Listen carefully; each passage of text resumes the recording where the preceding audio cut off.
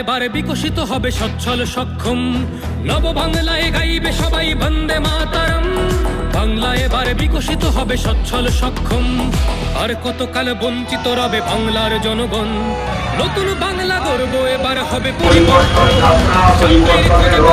ছেলে দেবে না বিদেশে পারি, মায়ের কোলে ফিরবে নিজের বাড়ি। এই এলাকার জনদেবতা জনার্দনের পথ, আমি শুভেন্দু অধিকারী, আমরা ভারতীয় জনতা পার্টি পরিবার আপনাদের দুয়ারে হাজির হয়েছি।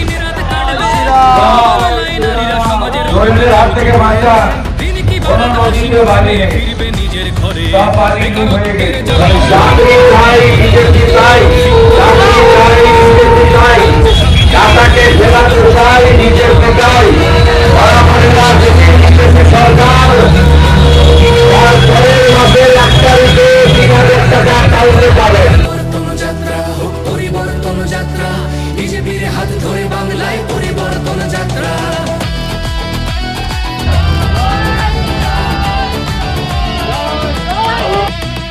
নতুন শিল্প কারখানা হবে কর্মসংস্থান, পদ্ম ফুলে বিকশিত পশ্চিমবঙ্গের প্রাণ। চিকিৎসা পরিষেবা অভাবে মরেছে গরিবী কত, সরকারি হাসপাতালে পরামর্শ আছে, পরামর্শ আছে। বাংলা বাঁচবে তো নাকি? ভয়ের কি আছে? অবশ্যই মানবে।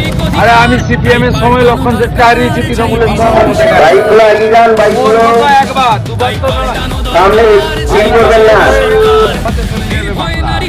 বলে গেলাম ভাইরা, একদম শিক্ষিত মহিলার চাকরি আপনার অ্যাকাউন্টে 3000 টাকা, বিজেপির অঙ্গীকার।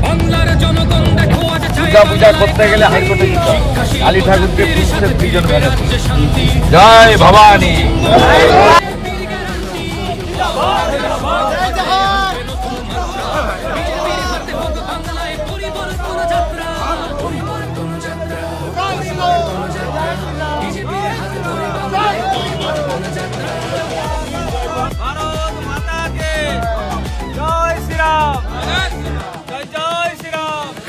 হাসি ফুটবে, আসবে শ্রমিকের মনোবল, নতুন বাংলা গড়তে এবার জনতাই সম্বল। সংস্কৃতির অঙ্গনেতে আশার আলো জ্বলবে, বিশ্ব আবার বাংলার ঐতিহ্যের কথা বলবে। উন্নত হবে পরিষেবা আর শিল্পে পর্যটনে, অদম্য হবে বাংলা অর্থনীতির উন্নয়নে। বেকারত্বের জ্বালা আবেদনের বয়স আরো 5 বছর আমরা সুযোগ দেব, কারণ মমতার সময় কেউ চাকরি পায়নি, চাকরি দেয়নি। চাকরি চান তো? চাকরি চান? এই ভুয়া ভাতা 13 সালে করেছিল যুবক সাথী, যুবশ্রী, যুবসং দিয়ে বন্ধ করেছে।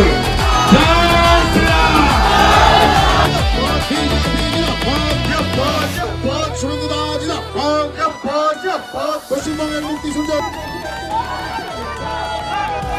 এই নির্বাচনের আগে আমাদের পিসি এখন ধর্ণা দিচ্ছে, গোটা পশ্চিমবঙ্গে সবাই বলছে পিসি কেন ধর্ণা দিচ্ছে, কারণ পিসি মাঝে মাঝেই ধর্ণা দেন।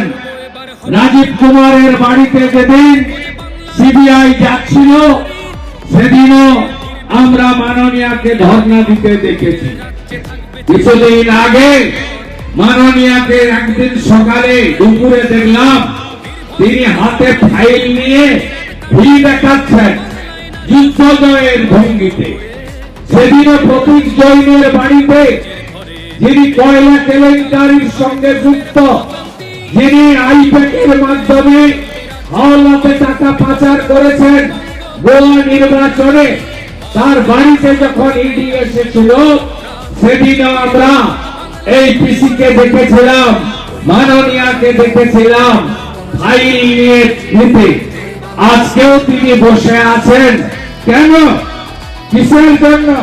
নারী সুরক্ষার জন্য, অভয়ার বিচার চেয়ে? না না, কোনো কারণ নেই। উনি বসে আছেন ধর্ণাতে, ধর্ণা পিসি। তার কারণ হলো বাংলাদেশের মুসলমান অনুপ্রবেশকারী রোহিঙ্গা মুসলমানদের নাম ভোটার তালিকায় রাখতে হবে, তাই আমাদের মুখ্যমন্ত্রী ধর্নাতে বসে আছেন। কালকে কি বললেন? বললেন একটা কমিউনিটি যদি খেপে যায় 1 মিনিটের মধ্যে নাকি আমাদের সব ঘর থেকে বেরোনো বন্ধ করে দেবে। বুঝেছেন? বুঝেছেন আমার হিন্দুরা? বাংলাটা বুঝলেন? কোন কমিউনিটির কথা বলছেন? আমি বলে দিচ্ছি, মুসলমানদের কথা বলছেন। মুসলমানদের কথা বলছেন। এত বড় সাহস এই মহিলার, এত বড় সাহস! হিন্দুস্তানে দাঁড়িয়ে কলকাতার ধর্মতলায় বলছে 1 মিনিট 1 সেকেন্ডে নাকি সব আটকে যাবে।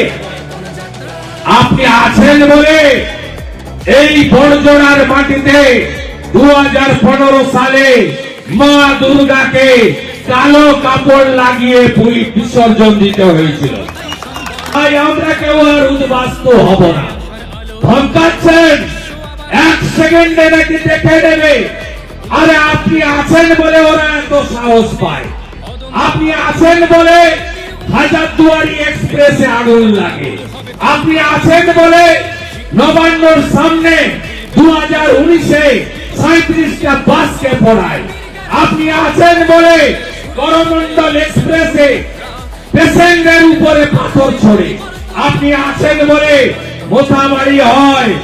আপনি আছেন বলে ধুলিয়ান শামসেরগঞ্জে হয়। আমরা 47-এ পলায়ন দেখেছি।